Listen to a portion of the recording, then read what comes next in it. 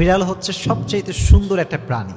আপনারা দেখেছেন যে রিসেন্টলি একটা ভিডিও ভাইরাল হয়েছে, ইমাম সাহেব নামাজ পড়াচ্ছেন আর এখানে একটা বিড়াল চলে আসছে। তো আমাকে একজন প্রশ্ন করেছে যে হুজুর, আল্লাহর সৃষ্টি না, আপনি ভাবতে বললেন ঠিক আছে, বিড়াল পোষা কতটুকু জায়েজ এবং বিড়ালকে বাসায় রেখে পোষা কতটুকু জায়েজ, এটা হাদিস থেকে জানার দরকারটা আছে না নাই? মাশাআল্লাহ। আজকে আমরা জানবো what does Islam say about petting cats. বিড়াল পোষা নিয়ে ইসলাম কি বলে, কোরআন কি বলে, জানার দরকারটা যুবক ভাইয়েরা আছে না নাই? জানতে হবে। দেখেন, বিড়ালটা হচ্ছে আমাদের আবেগের জায়গা, ভালোবাসার জায়গা। তবে একটা কথা মাথায় রাখবা, পুরুষরা কবুতরকে নারীদের চাইতে বেশি ভালোবাসে, আর নারীরা বিড়ালকে পুরুষের চাইতে বেশি ভালোবাসে। এটা প্রমাণিত। দেখবেন অনেক মানুষ কবুতরকে এত বেশি ভালোবাসে, কিছু কিছু যুবক কবুতরকে এত বেশি ভালোবাসে যে পরিমাণ সে তার বউকে ভালোবাসে না, কবুতরকে ভালোবাসে। পাগল, যেখানে কবুতর দেখে দৌড় দেয়। নবীজির একটা বিড়াল ছিল, নাম হচ্ছে মোয়েজ্জা। নাম কি? মোয়েজ্জা। একটা হাদিসে এসেছে, অবাক করা হাদিস। দেখেন, নবীজি একবার ঘরে প্রবেশ করলেন, নবীজির জামা, এটা কি পাঞ্জাবি না জুব্বা? কথা বলেন, পাঞ্জাবি না জুব্বা? জুব্বা। নবীজির জামা রাখা আছে। হাদিসে এসেছে, নবী যখন ঘরে প্রবেশ করলেন, দেখলেন জামার এক সাইডে ছোট্ট একটা বিড়াল আরামে ঘুমাচ্ছে। সুবহানাল্লাহ পড়া, ঘুমিয়ে আছে। নবী যখন আসলেন, তিনি চাইলে ডাকতে পারতেন যে বিড়াল ওঠো, আমার নামাজের সময় হয়ে গেছে, আমার জামা আমাকে দাও। এই হাদিসটা আমি সকালে পড়েছি, বড্ড অবাক হয়েছে। হাদিসে এসেছে নবী বিড়ালকে ডাকেন নাই, তার শরীরে স্পর্শ করেন নাই।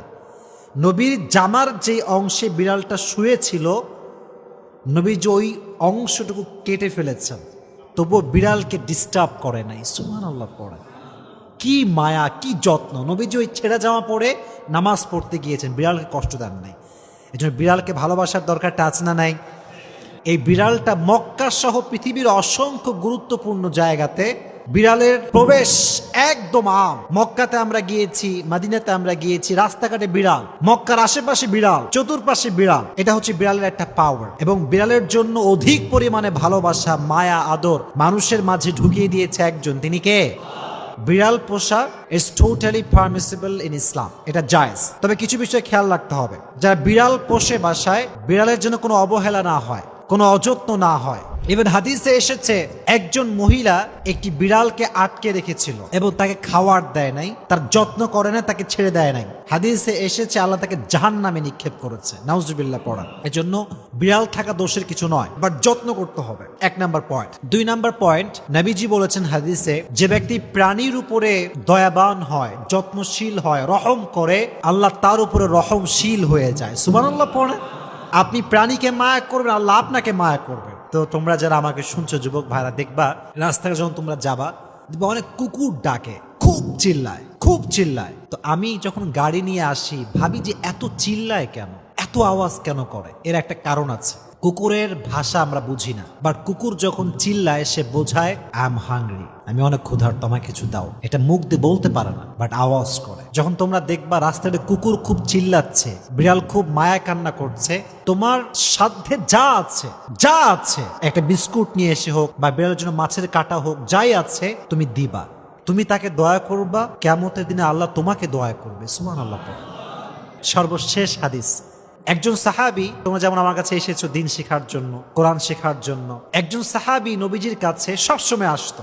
তবে সেই সাহাবীর কোলে একটা বিড়াল থাকতো। কি থাকতো? বলো, কি থাকতো? ক্যাট, বিড়াল। তো সবসময় বিড়াল নিয়ে আসতো এই সাহাবী। একদিন নবীজি তাকে ডাকলেন, এই বিড়ালের বাপ। কিসের বাপ? বিড়ালের বাপ। তার এই ডাকটা এত পছন্দ হয়েছে যে তার যে নাম ছিল, আগের নাম, ওই নামকে সে পরিবর্তন করে দিয়েছে। ইভেন সবচাইতে সেই সাহাবী, গ্রহণযোগ্য সাহাবী, প্রসিদ্ধ সাহাবী, যেই সাহাবী সবচাইতে বেশি হাদিস রেওয়ায়াত করেছেন, তার নাম হচ্ছে আবু হুরায়রা। সুবহানাল্লাহ পড়েন। বিড়ালের বাবা। আবু হুরায়রা মানে হচ্ছে কি? ফাদার অফ ক্যাট, বিড়ালের বাবা। এজন্য ইসলামে বিড়াল পোষা জায়েজ, বাট আল্লাহর সৃষ্টির যত্ন করার দরকারটা আছে না নাই?